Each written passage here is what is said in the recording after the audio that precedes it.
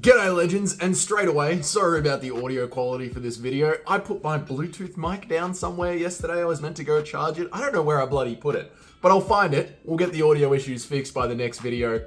Hopefully I find it today. Anyway, UFC 307, let's bag it and tag it, all right? The UFC, did it get lucky this time? No, they did not. They did not at all. What do I mean by that? Let me elaborate.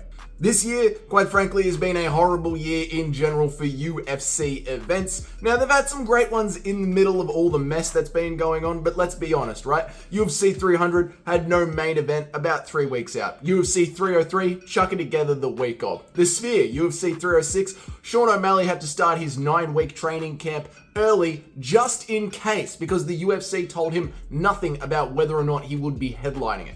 The UFC just sort of throws things together this year. Of course, there is all the Apex cards that we have been getting, just trash after trash after trash. And usually, most times, because luckily, our sport just in its very nature is fun. It's two warriors locked in a cage trying to make the other guy unconscious while not yourself becoming unconscious. Like I said, the premise itself leads to fun. And because our sport is fun all on its own, usually the UFC gets very lucky with just throwing shit at the wall. Not last night. No. Last night was 7 hours of pretty much non-stop condensed human excrement just served up to us. So let's get into it. The first 2 fights of the card was a who should be cut from professional sports overall, really high level for their premier product, a pay-per-view event. Out of the first 4 athletes, I guess we'll keep Ryan Spann to help build a future name. Court McGee won. Who cares? No one should. You shouldn't. And then we got, after that, the first level of high-level women's MMA. Carla Esparza loses, and then she gets a send-off package for her retirement, just like never champion the Karate Hottie did. But Andrei Arlovski gets absolutely nothing.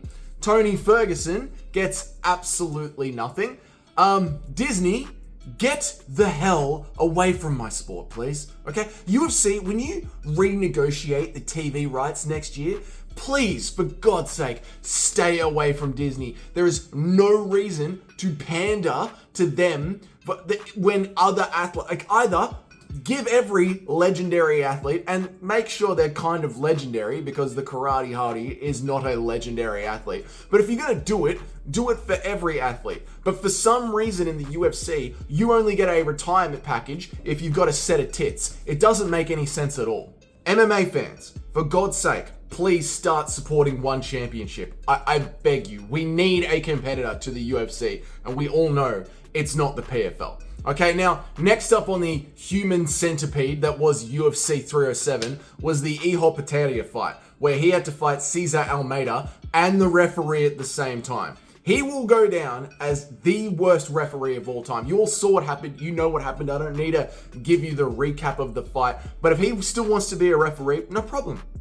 Sure, mate, no problem. Right? He can do that. But you are in the LFA for the next 3 years. For the next 3 years, you're in the LFA learning how to be a goddamn referee. All right? Listen, bricklayers need to do an apprenticeship of 4 years to learn how to put one Lego block on top of the other. All right? Shout out to all my bricklayers out there. You are in a cage officiating a fight where someone could die. Get back to the LFA and do a goddamn apprenticeship for 4 years before you ever think about stepping into a UFC cage again. The card goes on. Some more bullshit happens, right? And then we had DDP versus Wonderboy. We had Neil Buckley versus Wonderboy, but my God, Buckley did great. He did so good. Buckley sort of won UFC 307 overall. We'll get to the main event, but I think Buckley was the biggest winner here. And it's because of the way that he beat Wonderboy and the Wonderboy that he beat. A lot of people are going into this like, oh, Wonderboy was 40 years old. He was going to lose. I picked Wonderboy to lose. This is all normal stuff. But the way that Wonderboy looked at 40, his striking was just as crisp as it's ever been. Didn't look like he lost any speed at all. His get-ups are getting even better. His ability to get off the cage is stunning. Watch closely, Jose Aldo. Watch how to get off the cage, please. We'll get to that too. So everything that Wonderboy was doing was just beautiful, the entire fight. And the fact that Buckley was able to break him down, use the DDP rush-in technique to eventually lower Wonderboy's hands, so he was always defending that takedown, and then eventually throw that big overhand to get the knockout. Chef's kiss. Buckley. Chef's kiss. And then to go ahead and call out Kamaru Usman. Oh, perfect is what the call out was perfect. The fight was perfect. The performance was perfect. Will Kamaru Usman duck him? Yeah, he will. There is no way I see Kamaru Usman actually accepting that fight.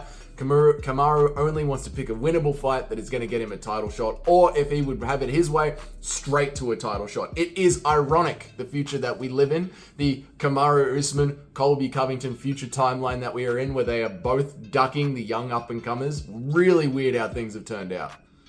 Then Kevin Holland stopped fighting again. Did I just completely skip over the Kayla Harrison fight? I think I did. It was uneventful. Kayla Harrison's clearly the best women's bantamweight in the world, but it was uneventful. She didn't look like, again, high-level MMA. It was uneventful. Let's talk about Kevin Holland, right? Kevin Holland, he just stopped fighting. Again, now look, yes, Kevin Holland stopped fighting, and it wasn't his fault. He got an injury, I get it. If we're going to give Khamzat Chimaev trash because his body can't get him to fight day, we sort of have to do the same thing with Kevin Holland. Like, he's had these moments before. These give-up moments. And yes, he was injured. I understand he was injured, but Moicano was injured last week. Look what he fought through, right? Remember when Holland fought Wonderboy with a broken hand and he still stayed in there and just kept pumping that broken hand out? You know, that's when he wanted it. And Kevin Holland he doesn't want it anymore, right? Like, in this very card, Khalil Rountree had the fire. He wanted it. He knew he was beaten, but he still had the fire and he wanted it. Moicano was hurt, but he cannot afford to lose. He wanted it. Kevin Holland used to have the fire, and the fire in Holland, it has gone out. And it's just, yes, you had a broken rib, but did you even have a broken rib? What is the report that we got back? He suffered some sort of injury to the rib area. I'm sure it hurt. I'm just saying, we've seen fighters that want it, push through it, and this is the UFC. You either want it or you don't. I don't think Kevin Holland wants it anymore. All right, here we are on my notes. Now we get to Kayla Harrison. Look, I've said what I had to say about Kayla Harrison. Now, Jose Aldo. Okay, hear me out. When it comes to Jose Aldo versus Batista, I don't think it was a robbery. I think it was a close fight that Jose Aldo lost. I don't think he did enough in the exchanges where it won out on everything that was going into the fight. What do I mean by that? I mean, the exchanges looked kind of close visually. I'm sure if we go back and really watch it closely, Aldo did win those exchanges. But to a judge sitting in one point of the cage, looking at the fight at one time with no playbacks live, right? That's how the judges look at the fights. Then you sort of do go to the second scoring criteria with Batista did win against. And Aldo doesn't have any urgency getting off the cage. He never has any urgency getting off the side of the cage. He is just as happy to let it stall out, as well as the fighter that is pushing him against the cage is happy to let it stall out. He's got to push out a little bit more. He's just got to... I thought Aldo was going to win that fight, and he would have worked on that more after the Merab Dvalishvili debacle. I thought Aldo would have worked on that a little bit more, but he hasn't. He's happy to just sit against the cage, and I can understand why the judges sort of gave it to Batista. I don't like the outcome. I'm not happy about the outcome.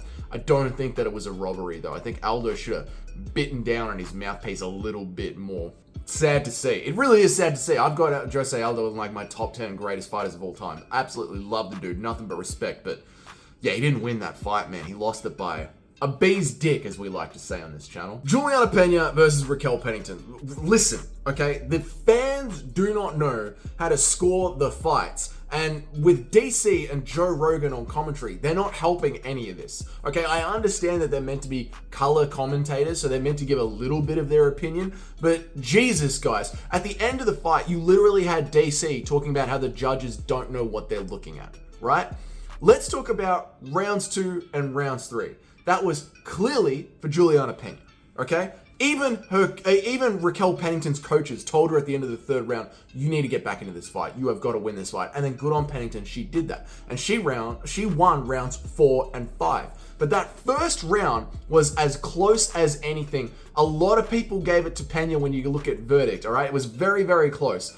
I gave it to Pena when you look at verdict. The point is, to be able to call that a horrible robbery, we are not watching one championship here. We are watching the UFC where you count each round and then add them up. You can't call it a horrible robbery if you yourself are acknowledging that it's probably 1-1 going into the fifth. Like the first round, it's 2-2 going into the fifth. The first round is sort of up in the air. The first round is a swing round. Who knows which way the first round went? And then it ends up going to Juliana Pena. Why are we shocked that a close fight ends up going in one direction? Now, did Pena immediately duck Kayla Harrison and absolutely drop the ball on a fire call out? Yeah, she did. She absolutely did. It sucks. Added to the suckiness of all of UFC 307. If this was one championship, would Pennington have won the fight? Yeah, she absolutely would have. But this is the way that we score fights. And it's just Joe Rogan in DC talking about how the judges don't know what they're looking at does not help the general MMA community understand that you score the fights one at a time, not an entire fight as a whole like they do over at one championship. I don't understand how DC and Joe Rogan can sit there and call a close fight like that on the commentary team. It's not helping anyone. Of course, then we get to the main event, Alex Pereira versus Khalil Rountree. Listen, Alex fans, calm the hell down. What happened in this fight that was so unexpected that raises Alex so much? He stayed safe while Khalil Rountree rushed forward, landed some good shots, and gassed himself out. It is the narrative that we all went into talking about it. And everyone with their little feeling of, oh, Khalil might have a chance here to knock him out. That first round sort of played that way. Khalil might have had a chance there to knock Alex out. He rushed in, a lot of pace, a lot of power. Kind of exposed Alex a little bit in the first round. But Alex settled back into the fight, used his experience, used his better cardio to just wear on Khalil and ended up getting himself back into the fight. Unfortunately, this is one of those fights where Alex doesn't really gain anything from this fight. And that's the problem when you fight down the rankings. Like, what do you get from beating the piss out of someone who is barely ranked number 8 in the division, got a robbery win over Jacoby in the past? Like, what are you planning to get out of this? You beat the piss out of someone you should have beaten the piss out of. And quite frankly, you should have made it look a little bit easier than you did.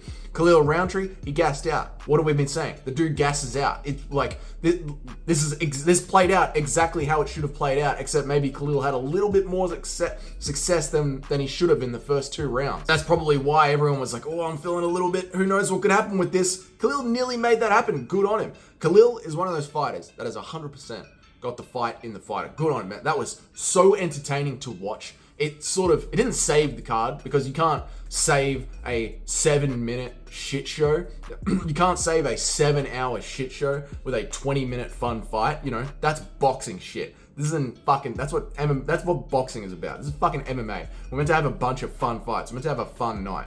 So good on Khalil. Well done to him. He showed up. He tried his best. That guy wanted to win a fucking world title last night. He tried to win a world title last night. And there was a moment there at the end of the first round where Alex Pereira really had to go, holy shit, I gotta lock in here because I got a fight on my hands. And that was so enjoyable to watch. Alex Pereira get in the zone, know what he needed to do, draw Khalil out into the later rounds, and then start entering his own version of the Matrix. It's not like he's entering the version of it's not like he's doing this against a prime fighter at their peak, high level shit. He's doing it against someone who is now gassed, wobbled, on one leg. It's kind of like, you know, Max Holloway calling Gaethje to the center of the cage after Gaethje has just done a rolling thunder and fought with a broken nose for 25 minutes. You know what I mean? May the odds be in your favor there, Alex. But well done. You drew the moment out of Khalil and pieced him up. People are going to say I'm hating Alex. I'm not hating on Alex.